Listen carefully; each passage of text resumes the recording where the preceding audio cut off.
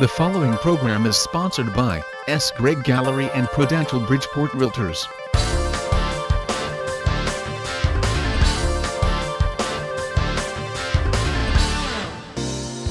Welcome to Ask Your Doctors, Real MD, a television program designed to allow the viewing audience the opportunity to ask questions to leading medical physicians practicing in the area. This program is intended only for informational purposes and not for actual treatment.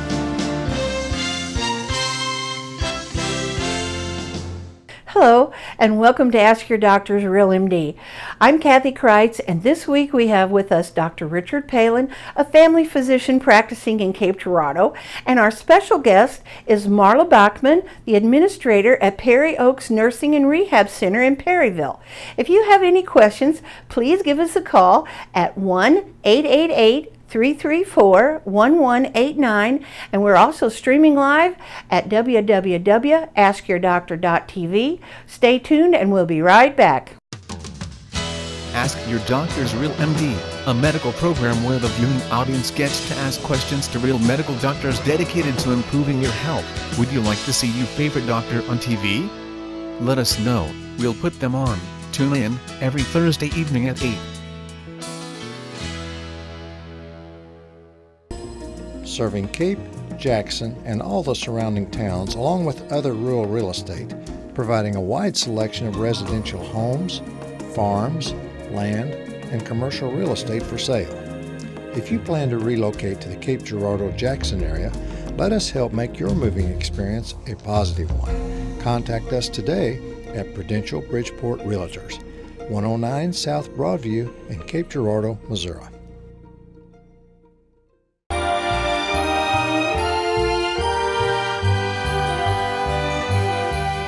Many of Cape's art galleries are located in the historic Old Town Cape riverfront.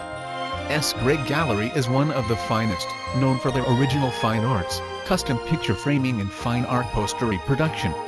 112 North Main, downtown Cape.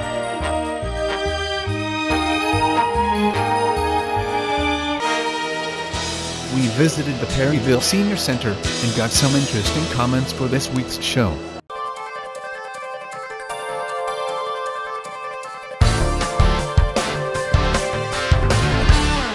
Hi, welcome back to Ask Your Doctor's Real MD, sponsored by S. Gregg Gallery and Prudential Bridgeport Realty. This week we visited the senior centers in Perryville, Missouri, and we got some real good questions. But first, I'd like to speak with, I would like you all to know Marla Bachman. She's the administrator at the Perry Oaks Nursing and Rehab Center in Perryville. And Marla and I have had a little sit down before, haven't we, Marla? Yes, we have. You doing well today? Doing very well. That's good. And we're so glad that you could be here this evening. We've got some good nursing home questions, I think. That's great. And I think because there's so many of us baby boomers out there, and we've got parents that are going towards that age where you know, I wonder, you know, you and I talked earlier, my parents are both in their 80s and they're in very, very good health, but I have some friends that have parents that aren't in so good a health. Right. And I believe that, don't you call on nursing homes, Dr. Palin? Yes, I do. I thought so, yeah. Yes, I do. And so, you know, when... I have many patients nursing home age, and it's difficult sometimes for families to come to grips with maybe that their mom or their dad is not able to take care of themselves at home anymore.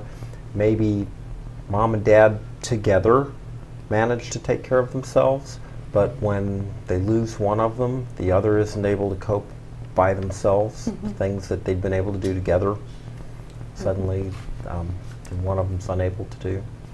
And it's a very difficult decision, very difficult time for a family where they have to make that decision to put I really loved one think in a nursing sometimes home. that the families feel guilty because they can't take care of them at home like they would like to. But you know, these days most people work. Both people work, the husband and wife, and it's difficult to take time off work and take care of somebody for months on end, you know, sometimes even years. So that's where we help out and fill that that gap. But people just really feel guilty about it, and they really shouldn't, because they're doing the best thing they can for their parents at the time, you know. And you see a lot of families where they really would like to. They try and take the parent in and take care of them, but maybe the parent has medical or nursing needs that are beyond what they really can provide safely at home. Yeah, I would think that people that have to have dialysis and things like that, they just maybe need extra care that can't be provided at home. And people who fall frequently at home, you know, you don't know how long they're going to lay there. I mean, we've had people admitted to our facility after they've laid a couple of days in the floor at home. Nobody knew where they were laying there, and that's sad, you know. And then at that point, that's when they decide, yeah, maybe I should go to the nursing home. I know it is a hard. I have some relatives that recently had to make that decision, and she still is feeling guilty. You know, oh, I should have, but she's in poor health herself, and so, you know, I said, well, you can barely take care of yourself. How could you expect to be able to take care of your mother? You know? Right, and it's difficult to do that 24 hours a day. Oh yeah. You know, if somebody needs to be watched, it's usually 24 hours a day, and you have to get some sleep sometime. Okay, we've got a question up on the screen, and okay, you gonna roll it for us? Well, as long as I can be independent, I'm going to be. I want to be independent and stay on my own, do what I want to do. If I go to a nursing home or someplace, there's somebody going to tell me what to do, and I'm going to tell them to go to hell. And I hope he does. Well, it doesn't get much plainer than that. So, who does make a final decision for when someone needs to be admitted? It's usually the family and their power of attorney. You know, in my case, you know, I had to make the decision for my aunt because she had nobody around at the time, and I became her durable power of attorney. And it's a lot of times the doctor really helps out because they see the decline over time in the person's health, and they can address those issues with the family so much easier at their office. It depends on whether the patient's capable of making their own decision, understanding their situation, being able to repeat back what their situation is, and to make rational decisions about their own care. As long as they're able to make their own decisions, they have the final say, you know, with the input of family and that sort of thing, of course. But as soon as they're unable to make a decision, as soon as they are incompetent to make their own decisions about their care, then whoever they've appointed as power of attorney, or whoever that job falls to if they haven't appointed a power of attorney, in terms of next of kin, family would make Okay, now we're going to take our next question. I think the nursing home is wonderful. I've got a sister down there at the Independence. She's been there for 8 years. She doesn't know anyone, but they take care of her just wonderful. And if I ever have to go, I don't want to either. But if I do, I'll go. Because I'm single. I don't want my children to have to take care of me. But I think they're wonderful. Okay, the question is there guidelines for families to follow when looking for a good nursing home? There's several ways to do it. What I always tell people is that you need to walk in a building and use your nose. If you smell a lot of odors in a nursing home, that's not where you want to go. You also want to go to, there are several websites. The NH Compare website gives you a comparison of each nursing home, and they get a star rating, either 1 to 5, although I think that's kind of a flawed system. It's kind of on a bell curve. If you remember when you were graded on a curve in school, there's always one number 5 and one number 0 or 1, and then everybody else kind of fits in the middle. So I don't think it's the only thing you need to look at when you look at a nursing home is the NH Compare, but it gives you a good place to start. But I would say, you know, follow with your nose, and you'll know whether they're getting good care or not. The other thing you might want to do is come in at a time when the office people aren't around and see what goes on in the nursing home, and just walk around as a visitor. Listen for things like, do you hear the call light going off continuously and nobody responding to it? Or does the call light go off and people respond? Walk through it, and is it clean? Is it the kind of home environment that you would like? Are residents being cared for? That's that kind of thing. Nursing homes all have some minimum level of care that they provide. They're very tightly regulated by the state. They're inspected continually. Any issues are brought up, addressed, and they're re-inspected. So you can feel pretty confident most any of the nursing homes that you would go to will have some minimum level of care. But like she said, I would follow my nose. I would look at the home environment. I would see how well patients are being responded to. We're gonna take a break, and we're gonna be right back. Many of Cape's art galleries are located in the historic Old Town Cape riverfront.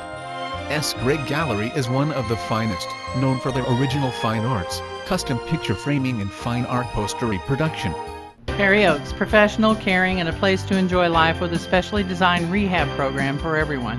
At Perry Oaks, our roots run deep and our branches reach out to care for you. With a professional dedication, I Care for You is a statement from Dr. Ellen Branson to you for better eyesight and your well-being. We received a We here at Fontainebleau Lodge. We're doing rehabilitation in our therapy department. The patients really enjoy it. It makes me feel like a kid again.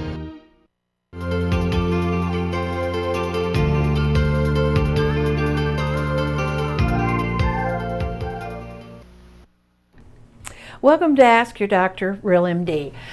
Today we're talking with Marla Bachman, Administrator at Perry Oaks Nursing and Rehab Center, and our own very good Dr. Palin.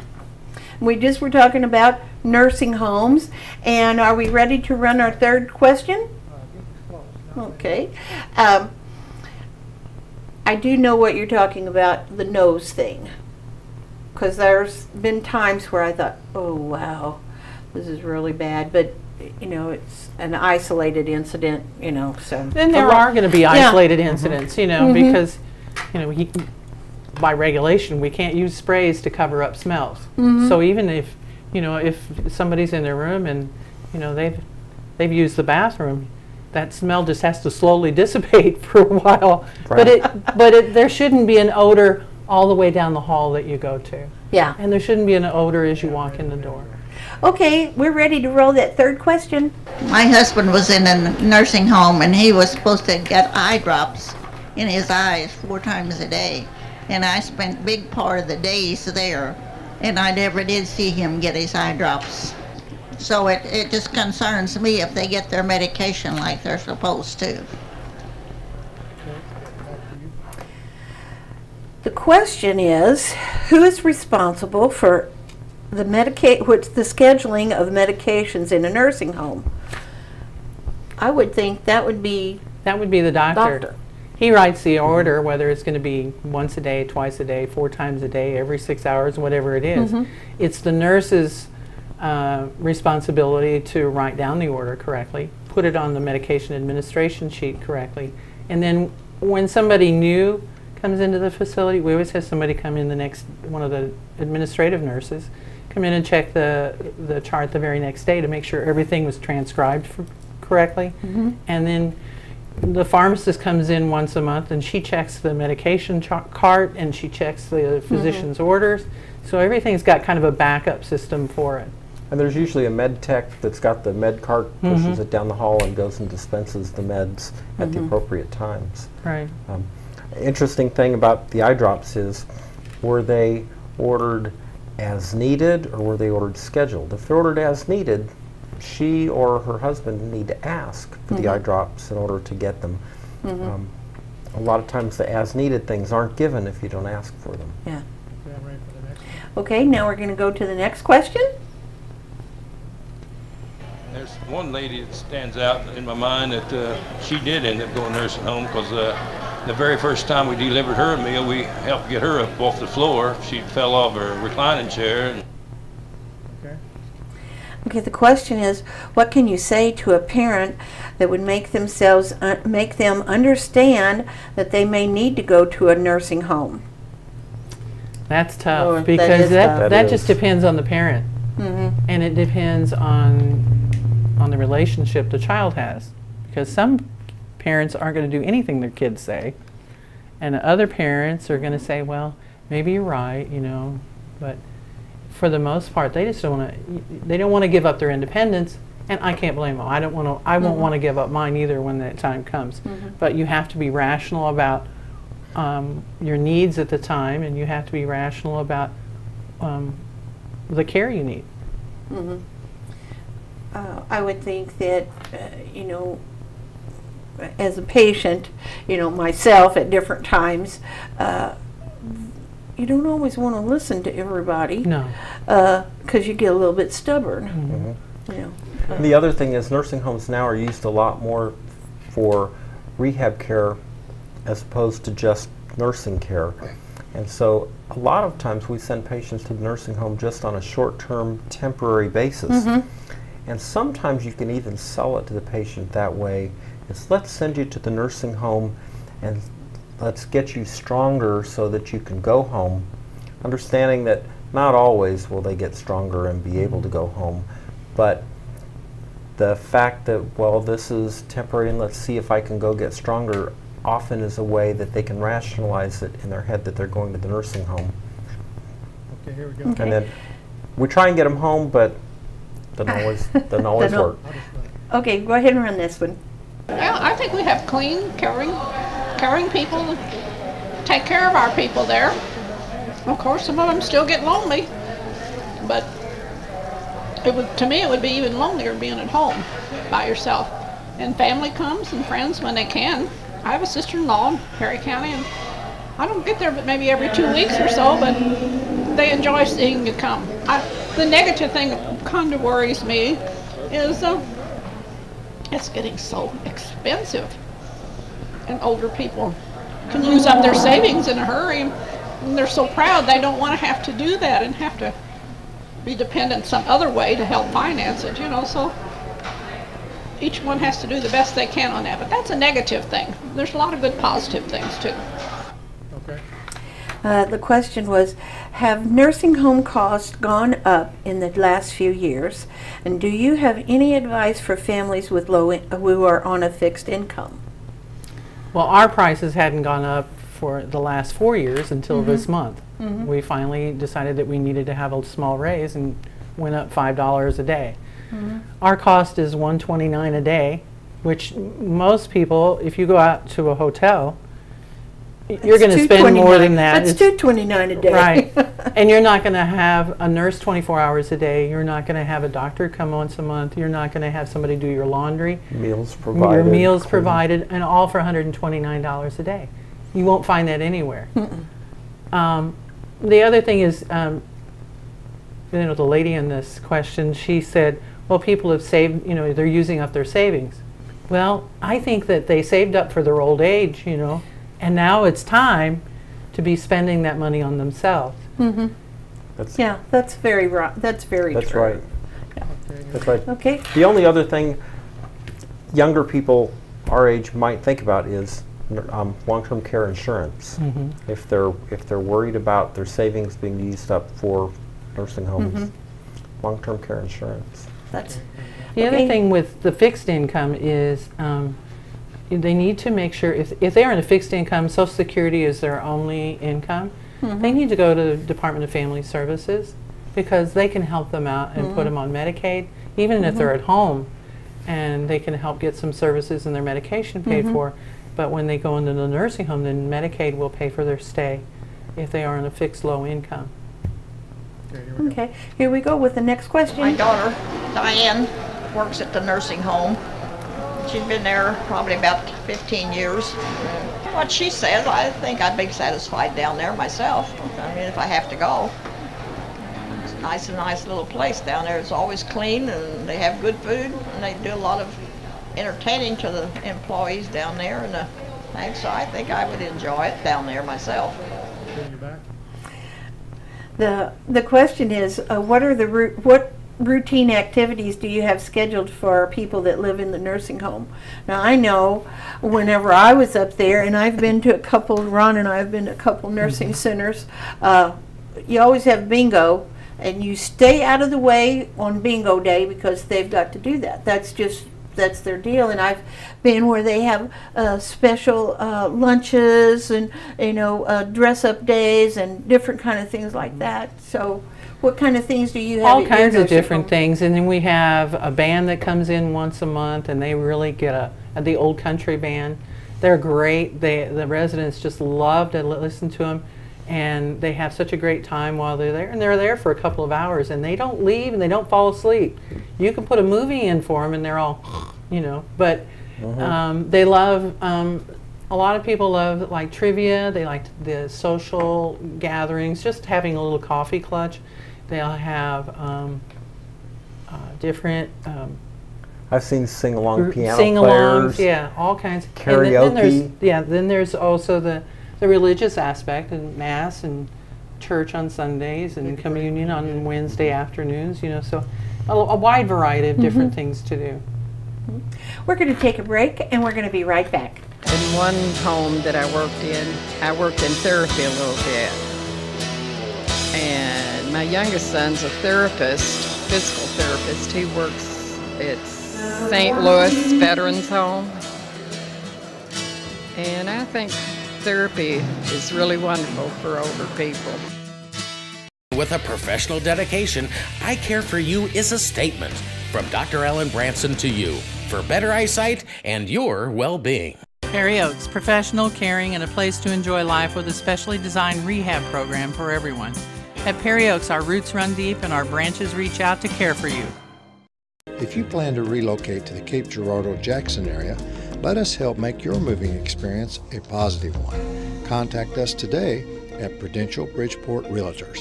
We received a We here at Fountain Blue Lodge. We're doing rehabilitation in our therapy department. The patients really enjoy it. It makes you feel like a kid again.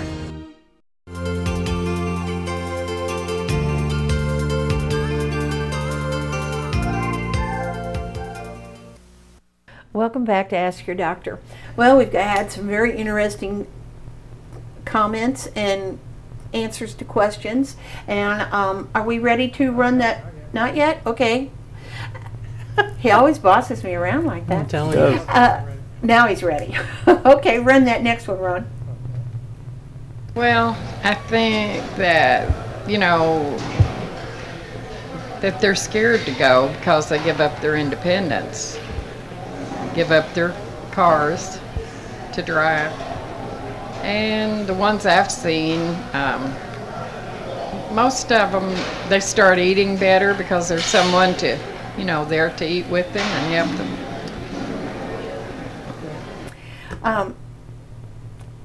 The question is, are the meals that are provided at the nursing home under supervision of a registered dietitian? And I know the answer to that. That's definitely yes. We have a dietitian that comes sometimes 2 times a month, depending on what we need her to do.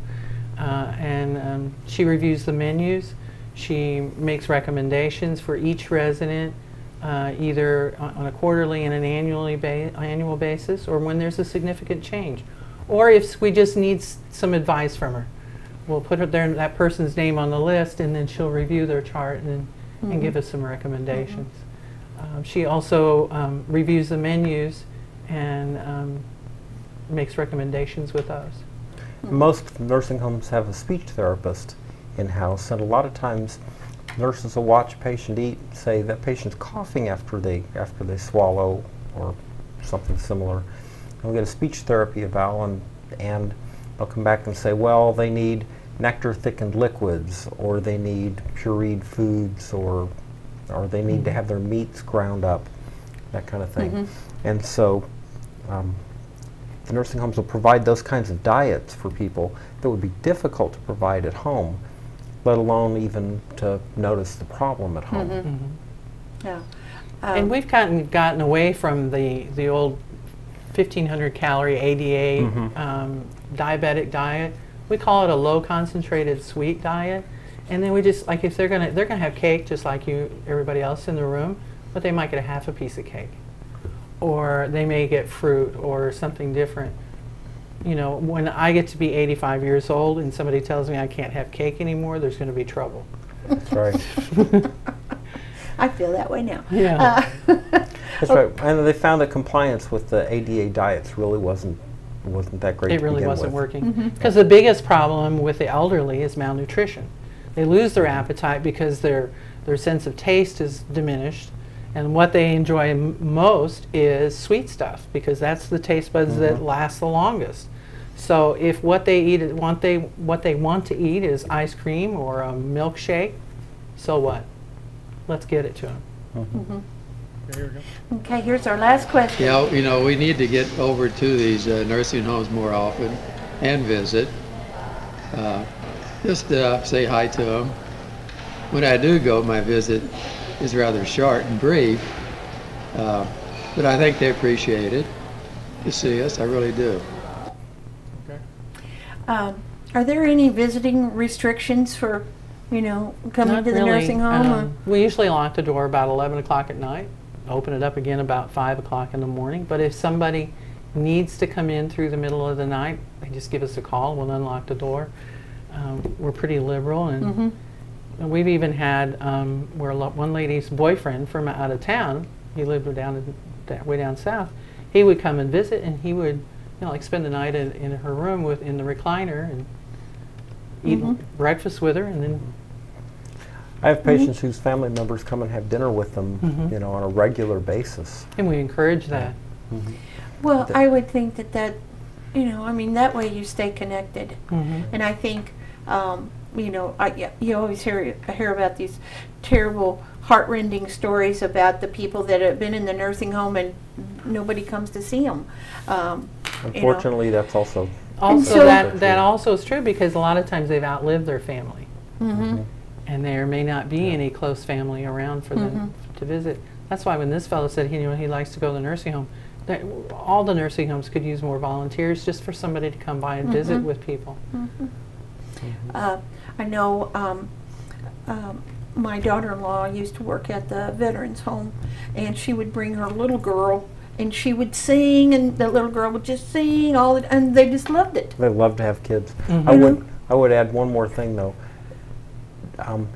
If you are sick, if you have a fever, if you have cold, flu symptoms, that sort of thing, put off your visit. Stay home. Put off your visit, because you got a lot of people in the nursing home who would be very susceptible to something like that. Right. Now, this is kind of I'm drifting off, but I just thought of this, and now I hear a lot about assisted living, and so is assisted living whenever you can't really take care of yourself anymore, but you can do some things? Yes. The major criteria, and I'm not overly familiar with assisted living, but from what I understand, the major criteria for assisted living is you have to be able to make a pathway to safety on your own. So you have to be able to get up out of bed, go down the hall, and make your way to an exit. That's the major criteria. But they have, it's a little bit more like a home-like environment, because they're usually smaller. 20, 30 people in the facility, and a lot of them, you'll have your own kitchenettes and that sort of thing, so those that want to can prepare their own meals from time to time. But they'll also have a dining room that they can eat in. I would think that would be... Usually have somebody that'll help oversee their dispensing of medicines and that sort of thing, but not have the round-the-clock nursing care need. Right. Well, that's pretty... Get out. Show's over. Okay. Well, we're done. Can you believe it? It was just so fast, and we got everybody... I hope we got everybody's questions answered, and I thank you so much for coming in this evening and seeing us. Thank you, Kathy, for the invitation. And I'd like to thank our sponsors, S. Gregg Gallery and Prudential Bridgeport Realty, and thank all of you for watching tonight. God bless you, and we'll see you next week.